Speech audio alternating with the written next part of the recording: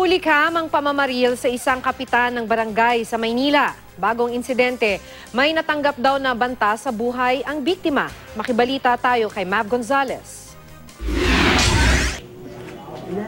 Ang pangkaraniwang gabi sa Barangay 106 Zone 8 sa Tondo, Maynila, nauwi sa trahedya matapos pagbabarilin ng kanilang chairman alas 11 kagabi. Makikita sa CCTV ang biktimang si Tito Caldosa Jr. na nakaputing t-shirt at sombrero. Nakaupo siya sa labas ng barangay hall at may kausap na tanod. Maya-maya pa, dumaan ang dalawang lalaking sakay ng motorsiklo. Hinintuan nila ang chairman, tsaka siya binaril ng backride ng 2 beses sa dibdib. Tumakbo ang chairman at ang katabi niya, pero bumulagta na sa kalsada ang biktima. Gulat na lang kami, maya-maya. Hindi ko rin napansin naman na may biglang dumating na sa harapan namin. Ayun na nga. Biglang may pumutok sa harapan namin. Ayun na, tumayo si chairman. Yun pala, may tama na.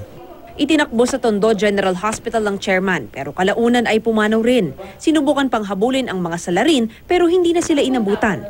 Naka-helmet at maskara raw ang mga sospek. Hindi naman naplakahan ang motorsiklo. Ayon sa misis ng biktima, may natanggap na death threat ang mister niya 3 buwan na ang nakakaraan. Matagal na yung death threat na yun.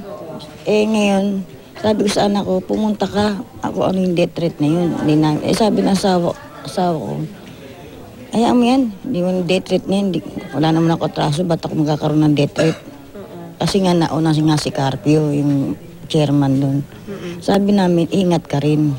Nakaaway raw dati ng biktima ang kapatid niya dahil sa bahay. Pero nasa probinsya na raw ito, kaya imposibleng siya ang nasa likod ng pamamaril. Magkahalong takot at lungkot naman ang nararamdaman ng mga taga-barangay ngayon. Natatakot ka, ba't gano'n? Wala namang biglang binaril lang si chairman. Wala man lang dahilan. Nakaupo lang, binaril. Wala namang problema kay chairman. Mabait naman si chairman. Maluwag sa barangay namin.